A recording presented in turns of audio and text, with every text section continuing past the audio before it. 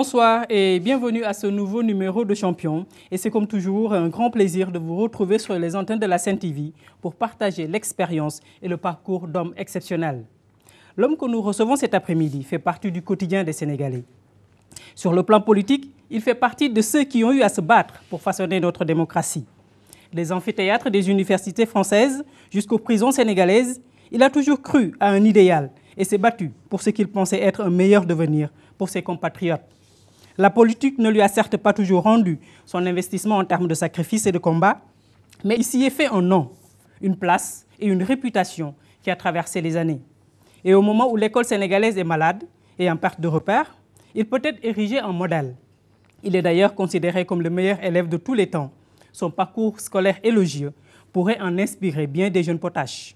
Aujourd'hui, il a choisi de se tourner vers la réflexion intellectuelle pour continuer à servir son pays, mais aussi l'Afrique, à travers une riche expérience acquise au fil des décennies et des combats. Cet homme, c'est Landing Savané, leader de Andojef PADS, que nous recevons cet après-midi sur le plateau de Champion. Monsieur le secrétaire général, bonsoir.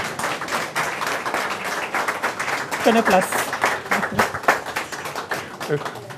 Merci. Merci d'abord à tout le monde. Vraiment, je vois ici des visages qui me procurent beaucoup d'émotions et un très grand plaisir. Merci à tous. Voilà. Merci. Merci, M. Savané. Merci. Nous vous remercions d'avoir répondu à notre invitation. Merci. Cet après-midi sur le plateau de Champion. Vous avez anticipé les remerciements pour le public. Je les remercie également d'être présents. Il y a des membres de votre famille, bien des sympathisants, des militants, mais aussi des membres de votre famille biologique, je devrais dire, puisque Mme Savané est là, que le public sénégalais connaît très bien, Mme Marie-Angélique Savané. Donc, tout à l'heure, je disais dans l'introduction que vous avez traversé les décennies avec votre combat politique. Et souvent, quand on parle de Landing Savané, on le réduit juste à l'homme politique. Est-ce que cela vous dérange parfois? Non, cela ne me dérange nullement parce que, au fond, nous sommes tous réduits d'une manière ou d'une autre à ce que nous sommes à l'instant T. Et aujourd'hui, pour la grande majorité des Sénégalais, Landing Savané, c'est d'abord l'homme politique. Mais ça ne m'empêche pas d'avoir mes autres activités. Tout à fait. Et la preuve, c'est que mes productions, je les fais de temps en temps au plan intellectuel.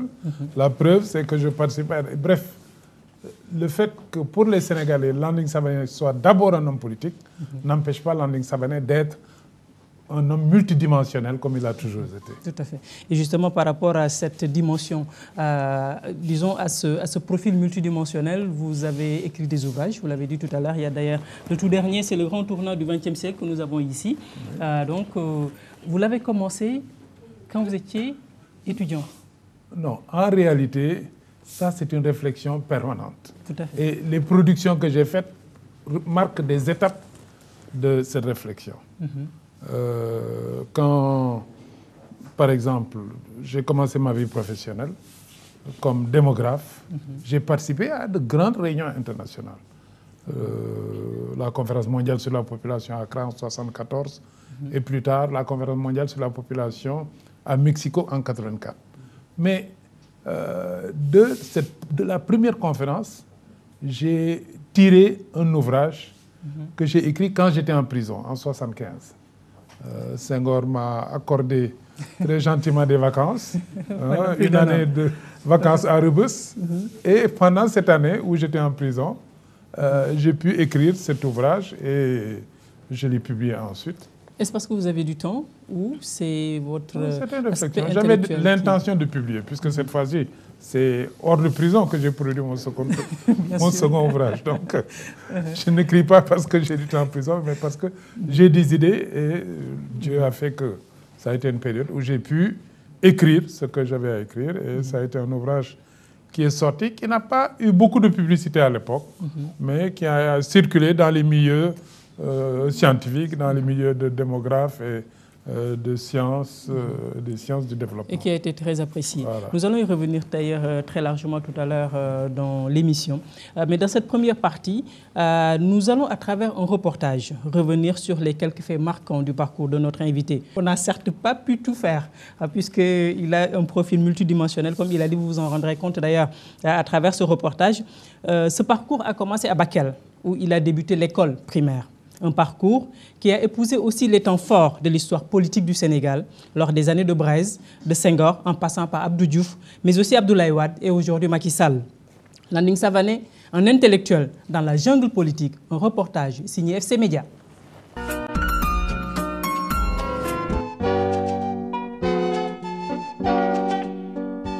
J'ai eu la chance de vivre plus d'un demi-siècle et d'avoir vécu beaucoup de choses sur ce continent, notamment toute la période qui a précédé les indépendances et les premières décennies qui ont suivi ces indépendances. J'ai dû me concentrer sur cet effort pour pouvoir moi-même essayer de mieux comprendre ce qui s'était passé et mieux l'expliquer aux générations qui allaient venir. À 70 ans, Landing Savané est aujourd'hui plus tourné vers la production littéraire, une sorte de prolongement de ses activités, pour lui qui a été très actif sur la scène politique pendant près de 5 décennies. Car cette activité intellectuelle est très liée à sa vie politique et l'a même dans une certaine mesure façonnée. Les études ont toujours été le fil conducteur de la vie de Landing Savané, car ce que beaucoup de personnes ignorent de lui, c'est son parcours scolaire élogieux, parsemé de prix, excellence, tableau d'honneur. Il était toujours en haut du tableau. Il est considéré comme le meilleur élève de tous les temps.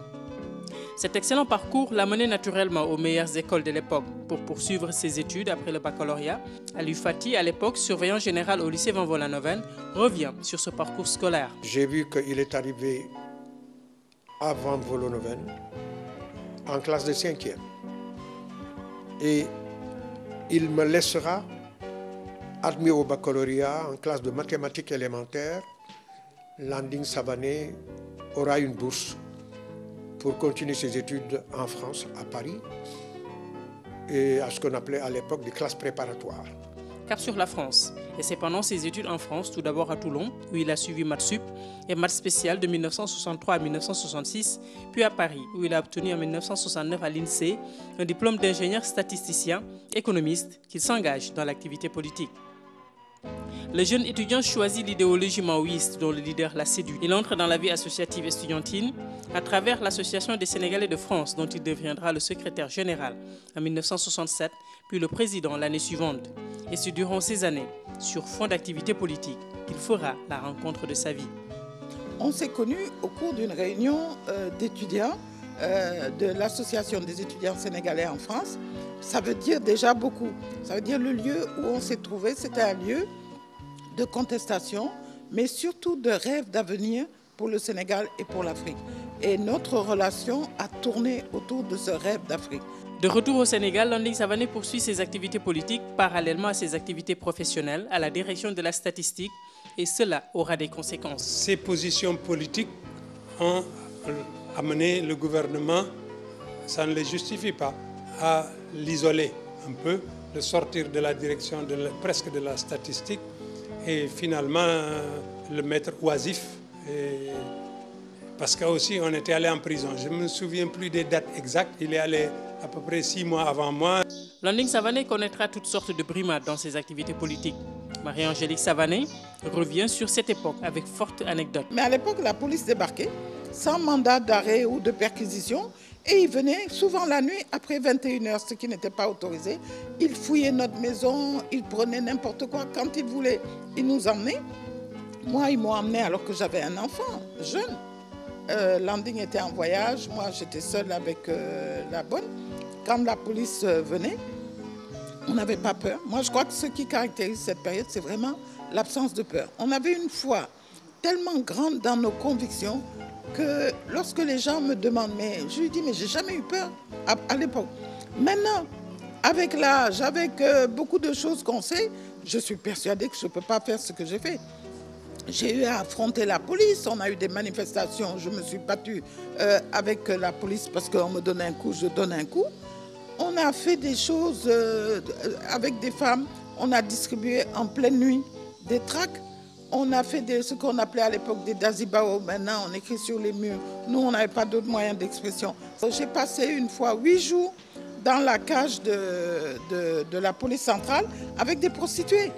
Avec des prostituées qui étaient là.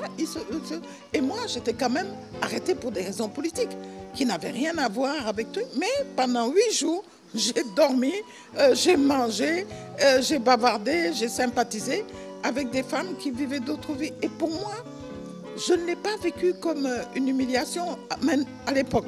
Maintenant, je peux le voir comme mais à l'époque, au contraire, ça me renforçait que je devais me battre encore plus pour que ces femmes-là n'aient plus à se prostituer pour chercher de l'argent, pour nourrir leurs enfants. Et dans la famille Savané, cette période a laissé des traces.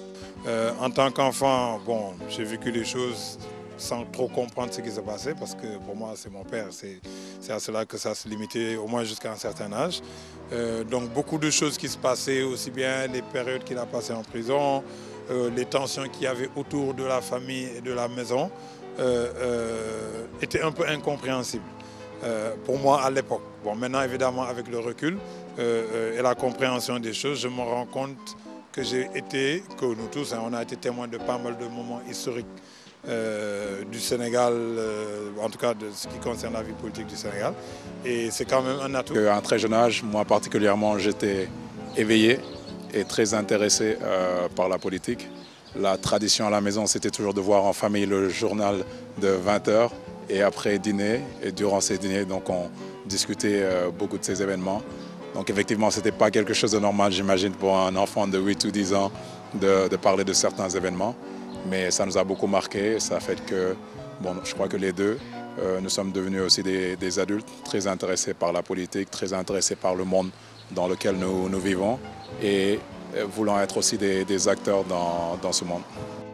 Pourtant, c'est durant cette période que Agi va créer un bouillonnement, aussi bien sur le plan politique que dans la prise de conscience et sur le plan culturel, avec la création du journal Kharebi, la lutte notamment.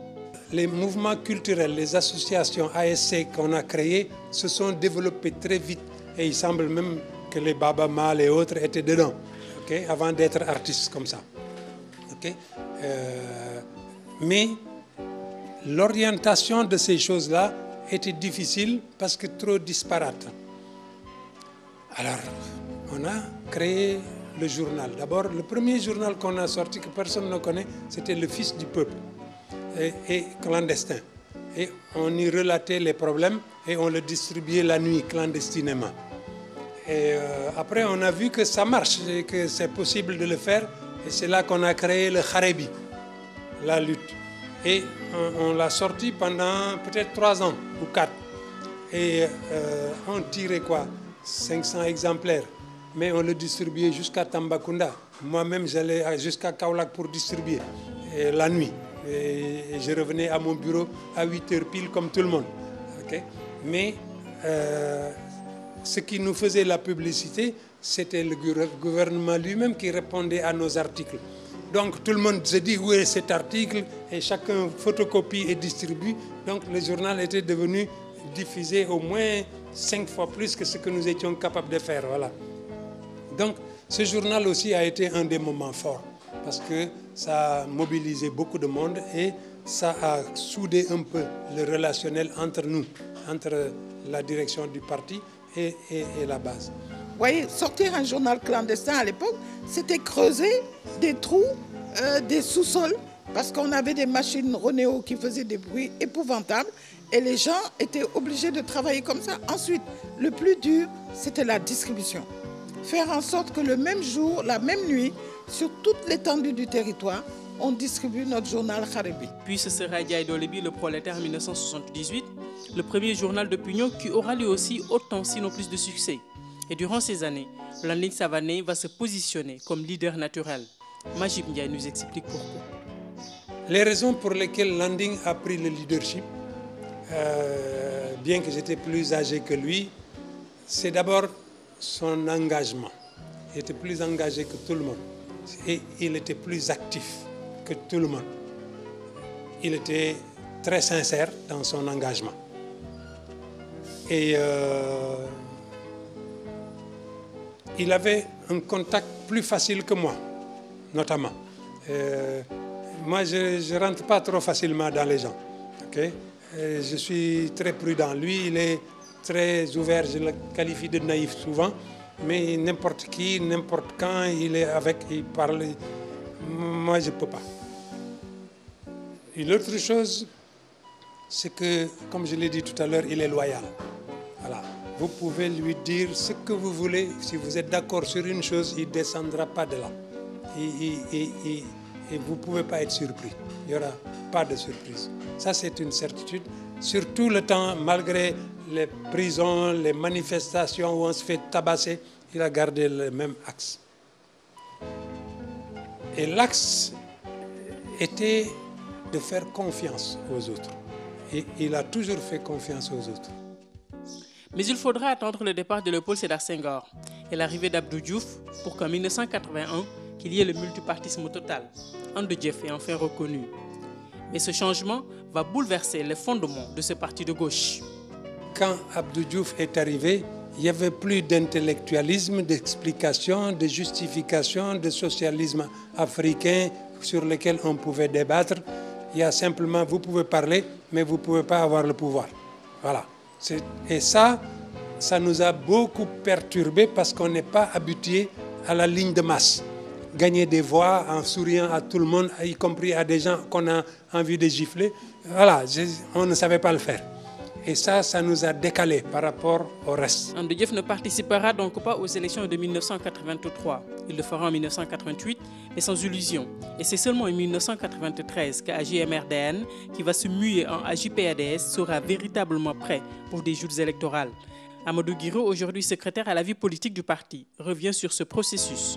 Nous allions avoir une pratique commune et si cette pratique commune était concluante, nous allions travailler dans le sens d'unifier les organisations de gauche parce que nous estimions qu'il fallait faire émerger un nouveau leadership.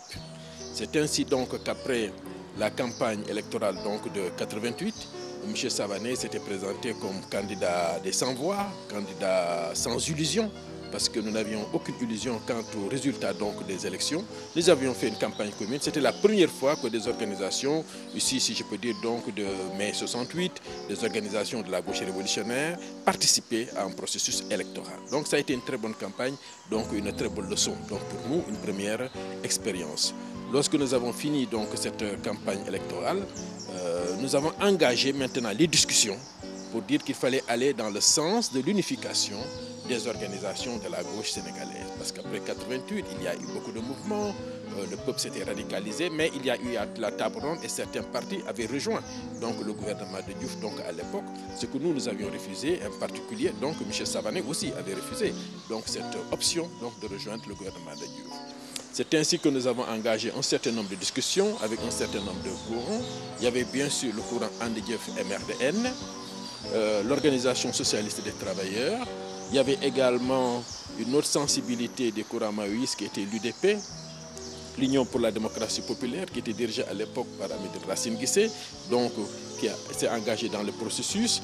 Il y avait également le cercle des lecteurs de Soukouba, donc du professeur donc, Malik Ndiaye. Nous avions aussi engagé des discussions de notre côté avec les PAI de Majmoud Diop, mais ça n'a pas été concluant donc, de ce côté. Finalement, ces 4 organisations ont décidé en 1991 d'unifier toutes leurs forces et de créer une nouvelle organisation qui s'appelait Ande Diouf PADS, Parti africain pour la démocratie. Des compétitions électorales disputées, AJ a su tirer son épingle du jeu et s'est positionné comme une force avec laquelle il fallait compter. Et le tournant se fera en 2000, où il a fait partie des faiseurs de roi. Ayant soutenu Abdoulaye Wade et le PDS, Landing Savané et son parti vont pour la première fois participer à un gouvernement. Il y sera ministre d'État et même numéro 2 du gouvernement dans l'ordre protocolaire. Il y connaîtra des fortunes diverses. En 2007, date de sa sortie de l'attelage gouvernemental, son parti en subit le contre entre Landing Savané et son numéro 2, Mamadou Diop Decroix. Ce sera la rupture. Mais les deux vont se retrouver lors de la cérémonie de dédicace de son livre. Landing Savané est l'auteur aujourd'hui de plusieurs ouvrages et de recueils de poèmes. Avec son dernier livre en date, il s'est penché sur un problème qui l'a toujours préoccupé, les problèmes de population et l'avenir de l'Afrique. Une analyse qui montre son degré d'implication comme en témoigne son ancien condisciple avant Volanoven et ancien ministre de l'économie et des finances, Pape Ousmane Sakho. Pourquoi cet ouvrage est pertinent? Landing a évité le piège de l'imposture économique. C'est un statisticien, c'est un économiste. Il aurait pu convaincre avec des formules mathématiques, avec une rationalité économique. Il a évité l'économisme qui a conduit le monde à la catastrophe que nous vivons.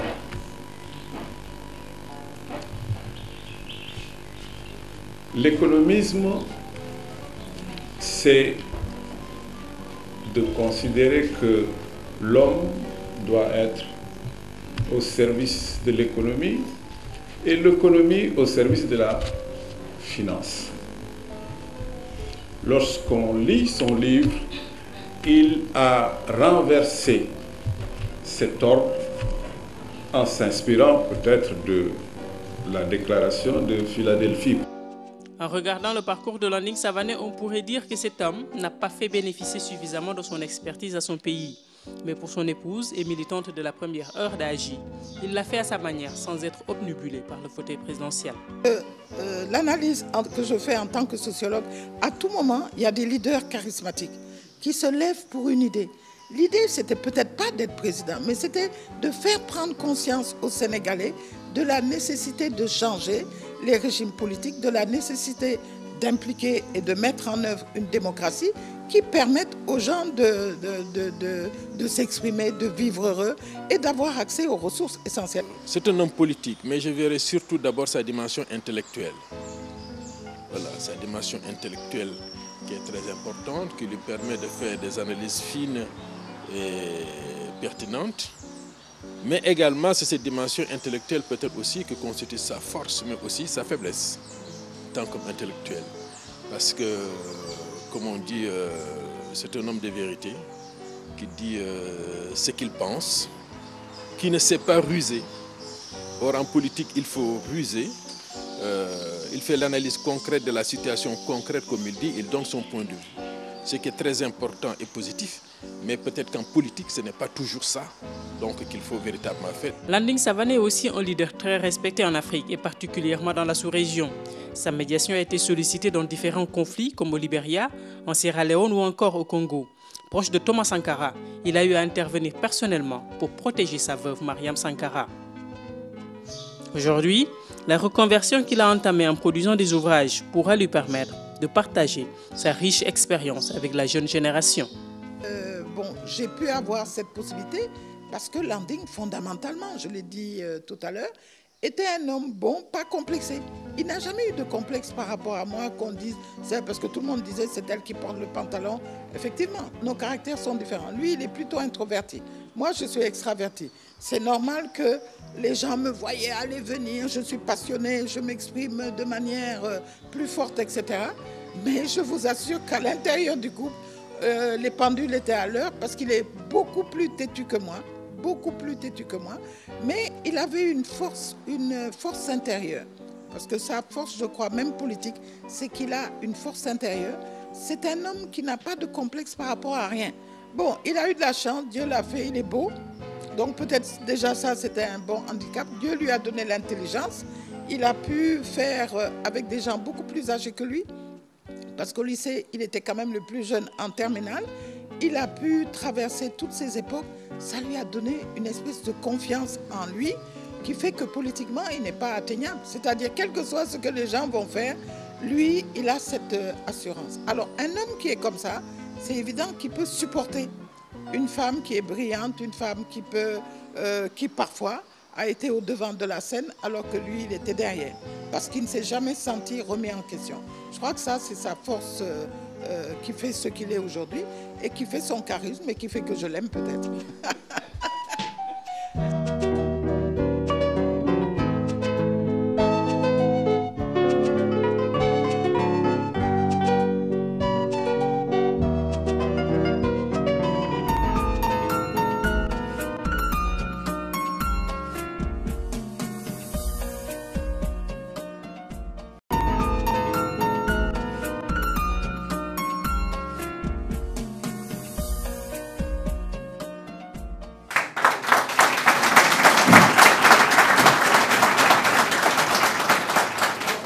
Voilà, merci et merci à la régie. Retour sur le plateau après ce reportage. Et un reportage donc qui a fait sourire tout le monde à la fin et même rire. C'est normal. D'abord, quel commentaire vous en faites? On a essayé de retracer les grandes lignes de votre parcours. C'est vrai que 50 ans d'activité sur la scène politique. Il est impossible de retracer ce parcours en aussi peu de temps. Tout à fait. Mais je crois que vous avez rendu quand même des éléments qui sont pertinents. D'abord, cette jeunesse avec les succès, notamment au plan scolaire qui l'ont marqué. Ensuite, cette belle rencontre avec celle qui sera ma compagne, qui reste ma compagne. Et, cette année, nous allons fêter notre 45e anniversaire de mariage. Ce n'est pas donné à tout le monde. Bien sûr.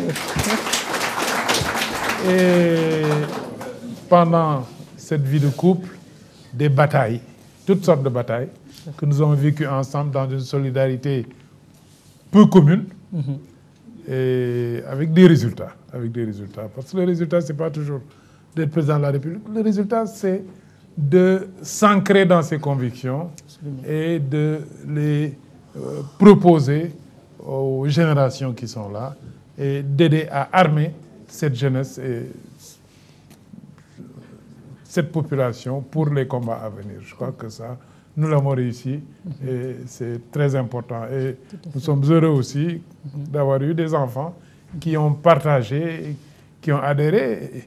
Ils sont rebelles aussi, hein. Ils se rebellent contre nous, nos enfants. Il ne faut pas croire qu'on les fait marcher à la baguette. Ils sont rebelles, mais comme nous l'avons été nous-mêmes, et nous nous en félicitons. Voilà. Et sur ce reportage, il y a un aspect peut-être par rapport actuellement à la situation scolaire, à la situation de notre système scolaire qu'il faut ressortir.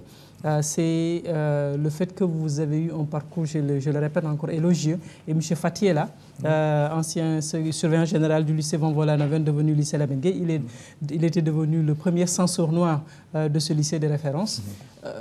Ce parcours, ces études que vous avez à faire, disons, si vous y revenez, disons, qu'est-ce qui vous a aidé à pouvoir réaliser ça?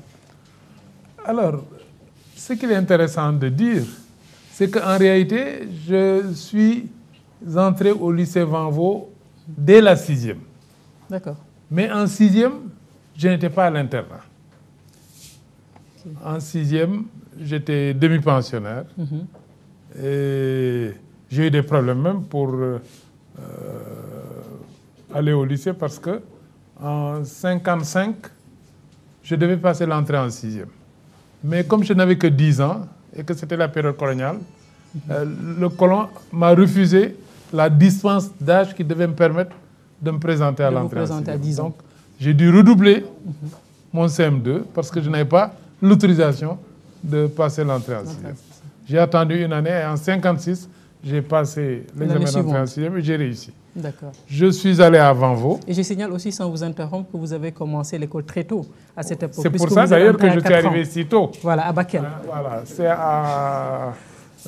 donc, je me suis retrouvé donc en 6e. La première année, j'étais demi-pensionnaire. Mon père, qui était garde-cercle, a été affecté. Et il a demandé à son patron, on appelait ça, c'est le gouvernement général à l'époque, hein, il a demandé que j'obtienne une bourse d'internat, puisqu'il passait son temps à être affecté à l'intérieur du pays. C'est comme ça que je suis devenu interne, en 57. Et ça a été ma chance. C'est l'internat, franchement, où les conditions ont été créées pour que je puisse vraiment me révéler pleinement. J'étais un élève bon, mais plutôt moyen, globalement, avant la 5e. J'étais faible dans certaines matières, comme le français, par exemple. J'étais bon plutôt en mathématiques. Mais à partir de la 5e, je deviens brillant, tous azimuts. Voilà. J'étais à l'internat, les conditions étaient bonnes, et je passais donc mon temps à étudier. J'adorais les études. Donc toutes les matières, même en dessin, j'ai eu des accessites. Il n'y a qu'en éducation physique que, malgré la légende, il y a une légende qui disait que même en éducation physique, j'avais des prix. Je n'en ai pas eu, je n'en ai jamais eu. en éducation physique et en musique, je n'ai jamais eu de prix. Mais dans les autres matières, vraiment, j'ai réussi à briller. Et de la 5e à la terminale, chaque année, j'avais de très bons résultats. Et j'ai regretté personnellement que les internats aient été supprimés. Parce que je sais ce que ça m'a apporté. Je sais ce que ça peut apporter au fils d'une personne de condition relativement modeste, parce que mon père n'était pas un fonctionnaire. C'était un petit fonctionnaire, il n'avait jamais été à l'école. Hein. Mais le fait que j'ai été à l'internat m'a permis, avec la bibliothèque de l'internat, le cadre de l'internat, d'étudier comme je le voulais et de faire rapidement des résultats. Nous allons maintenant passer à la politique. Qu'est-ce qui vous a séduit dans le maoïsme? Le maoïsme, je l'ai découvert quand j'étais à Toulon. J'étais en classe préparatoire. Bon, Toulon est une ville de droite, hein, où franchement, il y avait de très belles plages. Hein, la Méditerranée, j'en ai profité pleinement, je dois le dire. Mais en dehors de ça, j'avais les journaux que je lisais. Et j'ai découvert à ce moment-là, parce qu'entre 63 et 66, il y a eu les premiers grands reportages sur la Chine et les prémices de la révolution culturelle en Chine. Et c'est vrai que je suis quelqu'un de très calme, mais je suis un rebelle. J'ai toujours été un rebelle. Je n'ai jamais accepté l'injustice. Je n'ai jamais accepté non plus que les populations rurales dont j'étais originaire, parce que mon père est né dans un village du Pacao, qui est encore aujourd'hui dans un état qui n'est pas fameux, il faut bien le dire. Et j'ai toujours vu l'avenir de mon pays et de l'Afrique comme un défi que nous devons relever pour développer le monde rural. Et la révolution culturelle en Chine s'est intéressée tout de suite au monde rural et à la jeunesse. Donc j'ai été attiré par la révolution culturelle. Et j'ai commencé à étudier ce qui était relatif à la Chine. Et c'est à Toulon que je suis devenu par moi-même. Je n'étais dans aucun cercle de lecture, je n'étais dans rien de politique spécialement. C'est de par vos lectures que vous avez... Mais j'ai adhéré au maoïsme à Toulon. Et quand je suis arrivé à Paris, j'ai regardé à l'INSEE, il y avait une cellule de l'UEC, Union des étudiants communistes, qui était là et qui faisait une publicité. Si vous voulez adhérer, venez adhérer. Je suis allé les voir pour parler avec eux. C'était une structure du Parti communiste français qui était pro-soviétique à l'époque. Je leur ai dit, attention, moi je viens voir, mais je n'aime pas l'Union soviétique parce que franchement, je ne suis pas d'accord avec cette phase. Ils m'ont dit, ah, nous aussi, nous sommes là-bas, mais nous allons quitter parce que nous ne sommes pas d'accord avec l'Union soviétique. Nous sommes pour la ligne maoïste. Et j'ai commencé à travailler avec cela. Donc c'est un choix personnel que j'ai fait. Et par la suite, j'ai décidé de militer aussi à l'Association des étudiants sénégalais en France. La première année, je n'étais pas dans le bureau, je militais dans l'association et c'est là où j'ai connu des hommes comme Mazin Ndiaye, par exemple, que vous avez montré tout à l'heure, et d'autres amis qui sont là aujourd'hui, avec lesquels on s'est retrouvés en France ensemble et où on a sympathisé, fraternisé et milité ensemble dans des structures qui étaient que nous avons choisi de garder clandestine à l'époque. Parce que nous savions qu'au Sénégal, il n'était pas possible d'avoir une structure légale de l'opposition. Donc, ça a commencé à partir de là et ça a continué, ça ne s'est jamais arrêté. Et durant cette période de clandestinité qui est allée jusqu'au début du régime de Abdou Diouf, jusqu'en 81, quand Abdou Diouf est venu, durant cette période, qu'est-ce qui vous a le plus marqué dans ce combat? Disons que vous pouvez prendre comme un acquis par rapport à l'évolution de la démocratie sénégalaise.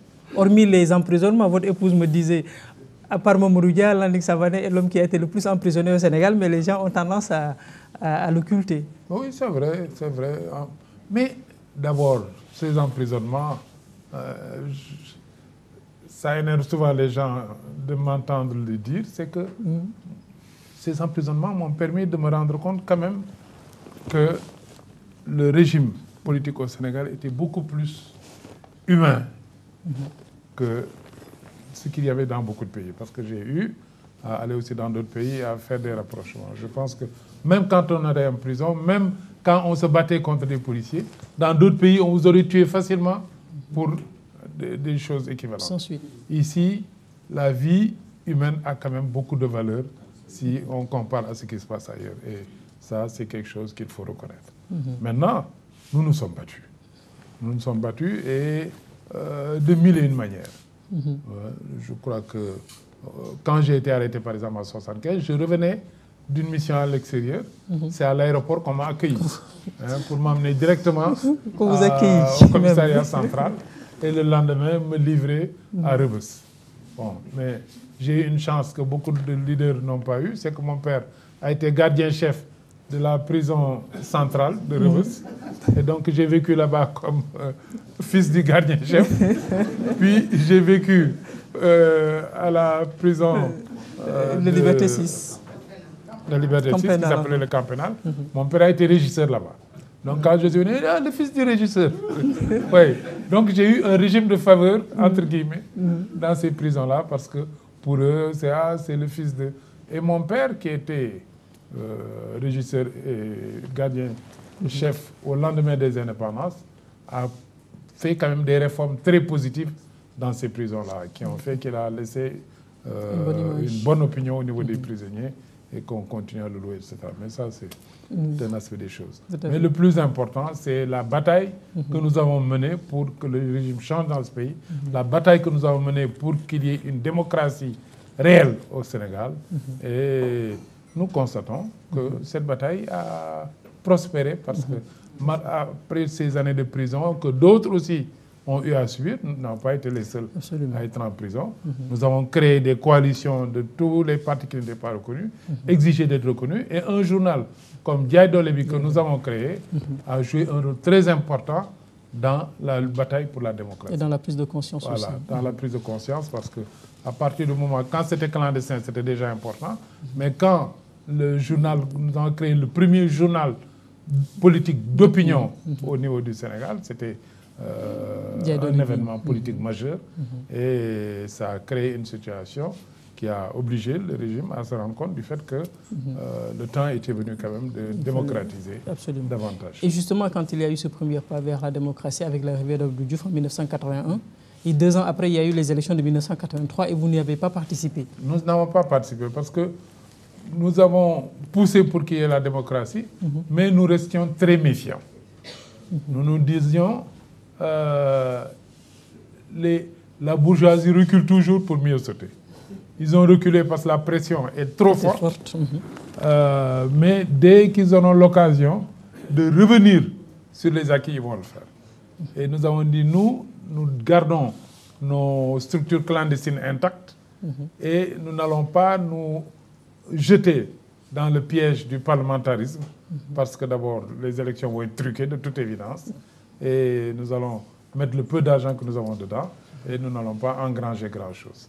C'est pour ça que nous avons préféré boycotter carrément les élections de 83. En 83 pour venir plutôt en Mais 88. après, en 88, j'ai été candidat.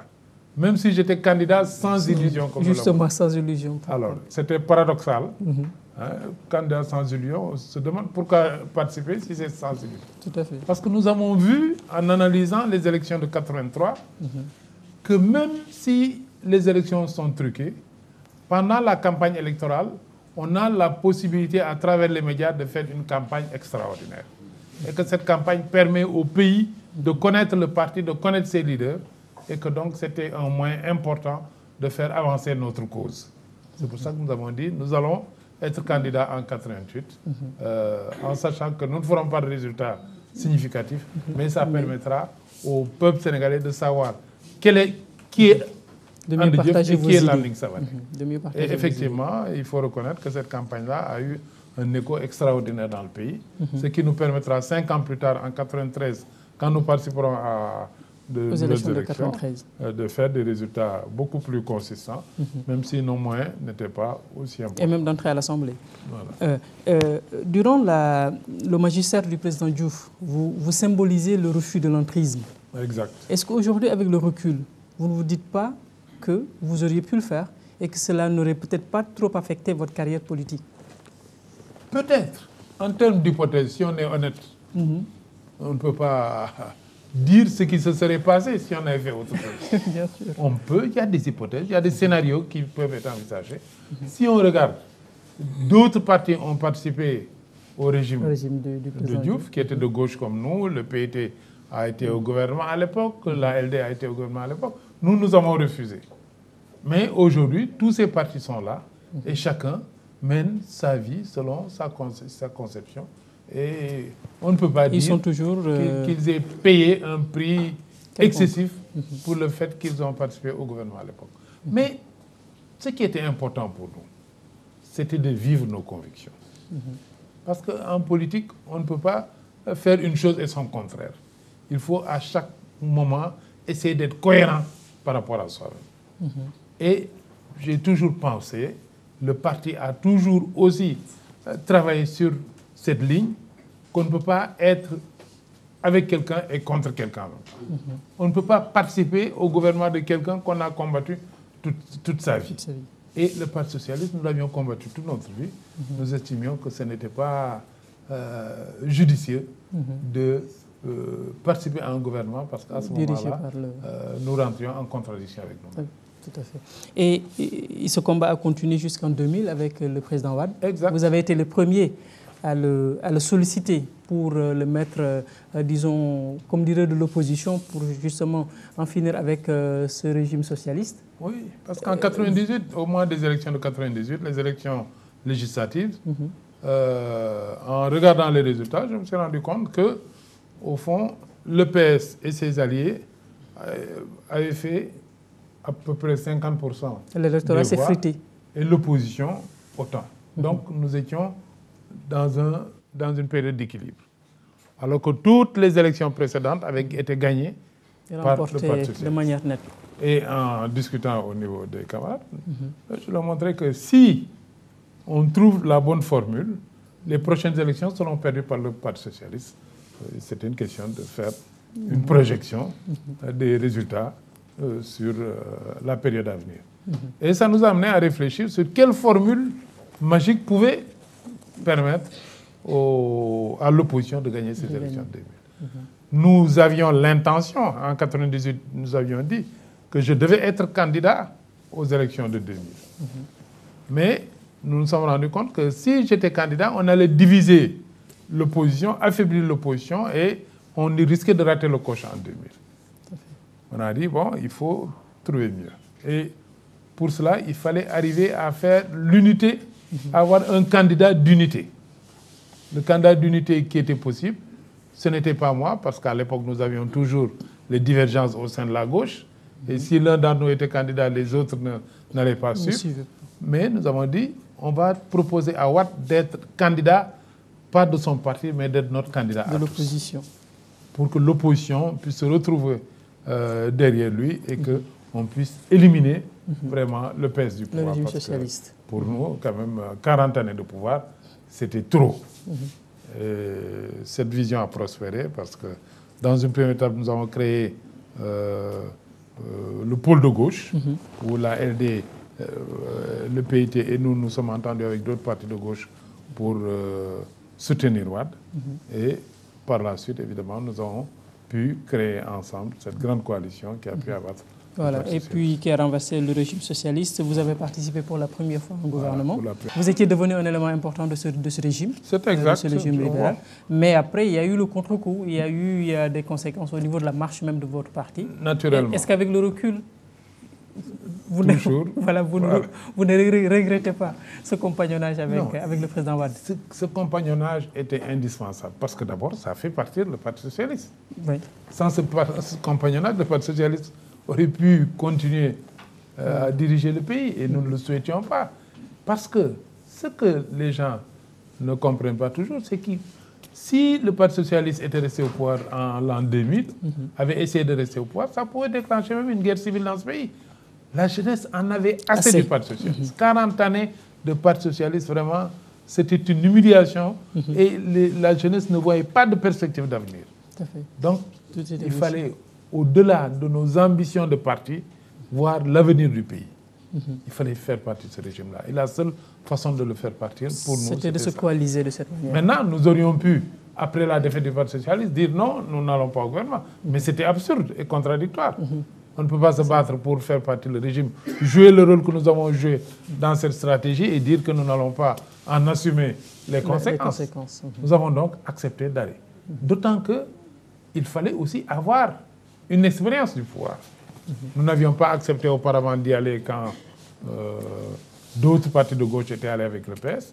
Mais maintenant que le pouvoir qui s'est installé était un pouvoir que nous avions contribué à installer, il était légitime d'être dans le gouvernement pour voir comment fonctionne le gouvernement et acquérir une certaine expérience de l'État. C'est comme ça qu'on devient un homme d'État, comme on dit dans ce pays. Tout à fait. Et je pense que cette expérience aura été bénéfique pour nous, même si, en toute logique, comme nous n'étions pas au pouvoir, c'était le PDS et Wade qui étaient au pouvoir, la chose s'est retournée contre nous à un moment donné. Parce que Wade a voulu écarter les forces de gauche qui le gênaient. Et nous nous sommes retrouvés dans le conflit que tout le monde connaît à un moment donné. Et qui a amené une scission au niveau de votre parti. Et pour fermer cette page politique, aujourd'hui dans ce peuple de gauche, comme vous l'appelez, au niveau des partis traditionnels que l'on connaît, les leaders qui sont de votre époque ont quitté la tête des partis. Aujourd'hui, qu'est-ce que Landing Savané réserve à JPADS? Écoutez, moi, vous savez, j'ai la chance ou la malchance d'être quelqu'un qui ne cherche pas à diriger pour diriger. Ce sont les circonstances qui ont fait de moi le dirigeant du parti. Et quand je fais une chose, je la fais avec toute la foi et tout l'engagement nécessaire. Et aujourd'hui encore, je dis aux jeunes, écoutez, le parti n'est pas le mien. J'ai toujours dit, et c'est ce qui fait ma force dans le parti. Je ne prends pas de décision seul. Chaque fois qu'il faut décider quelque chose, c'est le parti qui se réunit, on discute et le point de vue de la majorité devient le point de vue du parti. Vous n'êtes pas la seule constante. Non, je ne suis pas du tout la seule constante. Je suis un élément d'un ensemble, même si c'est un élément fédérateur. Je suis un élément fédérateur, mais je ne suis pas un élément qui décide pour l'ensemble. Et ça a été la force du parti et la force du secrétaire général qui fait que jusqu'ici, les camarades me font confiance et estiment que je dois poursuivre ma mission. Et je le fais aussi avec beaucoup de bonne volonté parce que je sens que l'expérience que j'ai accumulée au cours de toutes ces années va être aujourd'hui encore très utile au parti. Nous vivons une période délicate, une période difficile. Et on a besoin de cette expérience. Tout à fait. Donc, aujourd'hui, vous êtes tourné vers la réflexion intellectuelle avec la production d'ouvrages que vous avez commencé depuis quelques années, mais peut-être de manière beaucoup plus, je ne dirais pas assidue, mais de manière beaucoup plus concentrée, entre guillemets, maintenant. Qu'est-ce que cette vie intellectuelle vous apporte en marge par rapport au partage de vos idées et de vos points de vue sur la marche du monde et sur la marche de la société par rapport à l'action politique? Vous savez, l'action politique dans nos pays est orientée vers la question du pouvoir. Qui est au pouvoir, qui va participer au pouvoir, qui ne va pas participer au pouvoir. Or, au-delà de la question du pouvoir, il y a les questions, disons, de perspectives qui se posent. Nous nous sommes battus pour des valeurs, et ces valeurs-là, nous voulons assurer leur pérennité. Pour assurer leur pérennité, il faut qu'elles soient mieux diffusées et mieux comprises par la jeunesse en particulier, parce que c'est la jeunesse, l'avenir du continent. C'est le continent où il y a une jeunesse nombreuse, une jeunesse qui peut assurer demain l'avenir du continent africain. Et donc, j'ai décidé, en relation avec ça, d'écrire, parce qu'on ne peut pas toucher tous ces jeunes-là. Et nous n'avons jamais cru aux États ayant la balkanisation. Le Sénégal, le Mali, etc. Et nous voyons aujourd'hui plus que jamais que cette balkanisation de l'Afrique a produit des conséquences catastrophiques. Il faut donc s'orienter vers une Afrique unie. J'ai travaillé donc à ces ouvrages parce que ça me permet d'atteindre au-delà des Sénégalais, des Africains d'un peu partout. Et ça permet aux idées d'aller plus loin. Et j'espère d'avoir plus d'écho auprès de la jeunesse de l'ensemble de nos pays africains. Et c'est pour ça aussi que j'ai des activités au-delà du parti proprement dit. Vous savez que même dans des structures comme l'IPS, Institut panafricain de stratégie, je travaille à faire bouger aussi les idées panafricanistes. C'est une préoccupation très importante aujourd'hui dans tout ce que je fais. Mais, depuis le début de votre combat d'ailleurs. Voilà, depuis le début de notre combat. Mais aujourd'hui, plus que par le passé, parce qu'aujourd'hui, dans un monde où les grands ensembles en Europe, en Amérique, en Asie se constituent et se concertent et coordonnent leurs efforts, l'Afrique est en retard. L'Union africaine est une déception pour nous tous. Et il faut que les Africains s'en rendent compte et que nous puissions construire quelque chose de solide et de crédible pour faire avancer les choses. Vous êtes très respecté dans la sous-région. Vous êtes très écouté, on l'a vu dans le reportage tout à l'heure. C'est votre action politique qui vous l'a permis, votre action intellectuelle, ou c'est juste par rapport aux relations que vous avez eues avec ces différents leaders? Vous savez, nous avons été le parti clandestin le plus actif de la sous-région ouest-africaine pendant des années. Et pendant cette période de clandestinité déjà, nous allions dans d'autres pays africains communiquer notre expérience à d'autres et les aider à concevoir ce qu'ils avaient à faire et comment ils devaient le faire. Ça a été le cas, on a été au Mali, on a été en Côte d'Ivoire, on a été au Congo-Brazzaville, on a fait beaucoup de pays. Et là aussi, j'ai profité un peu de mes activités professionnelles parce que j'ai été consultant du FNUAP pendant quelques années. Ça m'a permis de faire des missions dans un certain nombre de pays. Et vous avez eu à travailler au BIT également? Oui, j'ai eu à travailler au BIT. Et chaque fois, j'en profitais pour prendre contact avec les organisations de gauche, discuter avec eux et discuter avec elles et leur donner ce que je pouvais leur donner de notre expérience. Ça a contribué effectivement à donner cette image de notre parti et de son leader. Et ça nous a beaucoup aidé. Merci Landing Savané. Nous allons donner la parole à M. Cheikh Mbacké Lo dans le public. Juste par rapport, M. Lo, à ce que vous venez de suivre sur le reportage, vous connaissez très bien M. Landing Savané. Disons par rapport à ce parcours, le parcours qu'il a eu, si vous deviez le résumer en quelques mots, qu'est-ce que vous diriez? Merci Ndaïdo. Je vous remercie de me permettre aujourd'hui de parler de M. Landing Savané.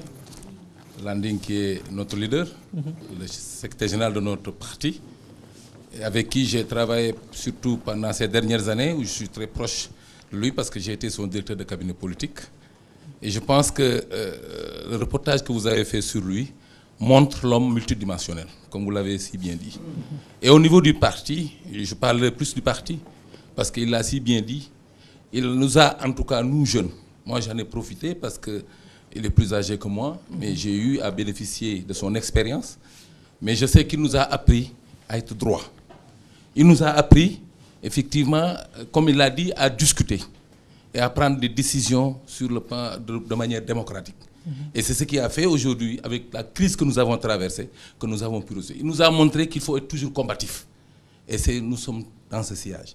Et donc je dis que ce reportage, en tout cas moi, c'est avec émotion que je le dis, je vois effectivement le Landing Savané avec qui je travaille, qui est, en tout cas le reportage est fidèle par rapport à son image.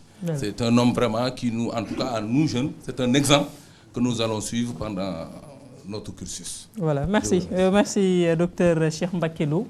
Nous allons donner la parole à Madame Ndeye Bourignan, qui est également membre de AJ/PADS Authentique. Madame Niang, en quelques mots, par rapport au parcours de votre leader, ce que vous connaissez et ce que vous avez vu, ce que vous connaissez qu'on n'a pas montré certainement. Merci Ndendom. Si je dois parler de Landing, je pense que je vais me référer à ma première réunion de Andijef PADS convoquée à Gibraltar. Quand je suis venue, j'ai trouvé les enseignants sur la table. Landing est venu et il est resté derrière. Et j'ai posé la question à un camarade, je lui ai dit, mais votre secrétaire général arrive et vous ne vous levez pas, vous n'applaudissez pas, vous le laissez derrière.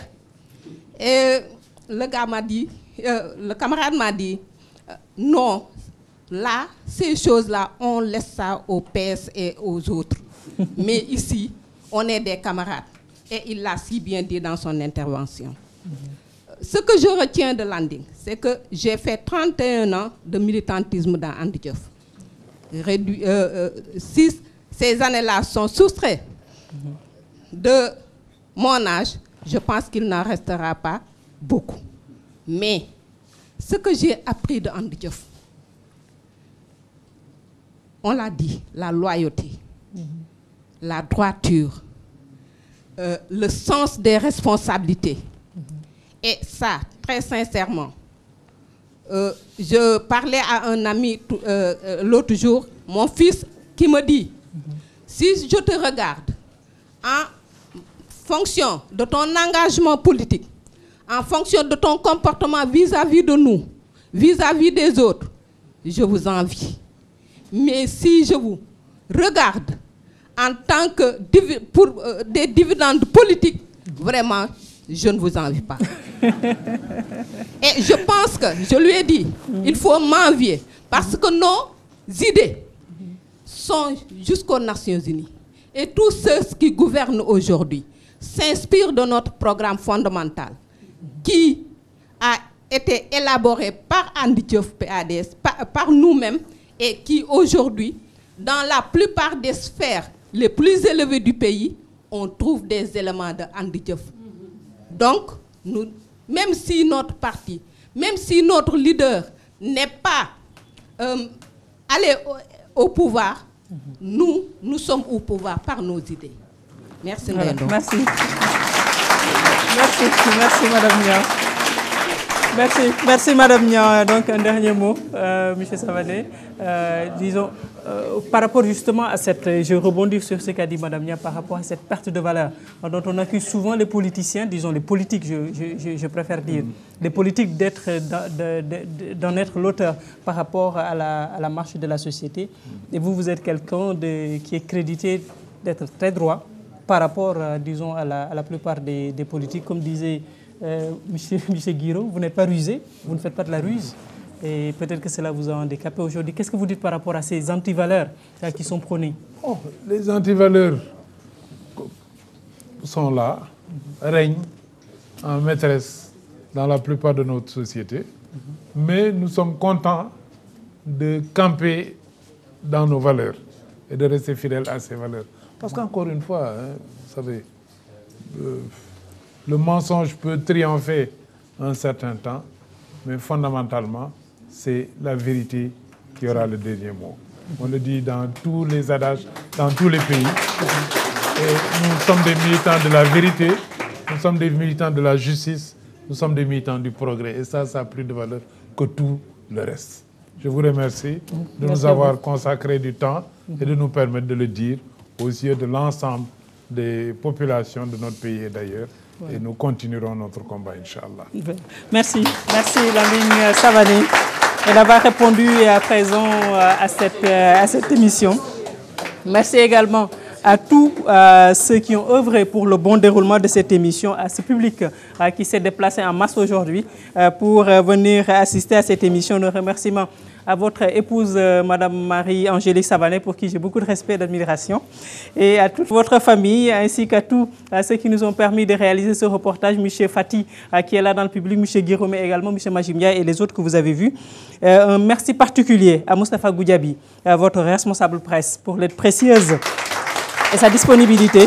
Merci également à IB pour les crédits images. Merci à nos partenaires du Goethe Institut. On enregistre l'émission Champion ici, avec le directeur, le professeur Michael Jessman et l'ensemble de ses collaborateurs. Merci également à ABC, Adouna Boul Comprendre. C'est mes amis avec à la tête Ndeye Absa Nying qui m'ont habillé pour cette émission Champion. Merci également à toute l'équipe technique menée par Anta Diaw ainsi qu'à l'équipe de FC Média. Merci à vous, chers téléspectateurs, de nous suivre sur la Sen TV. On se retrouve dans 15 jours avec un autre champion. Merci à tous.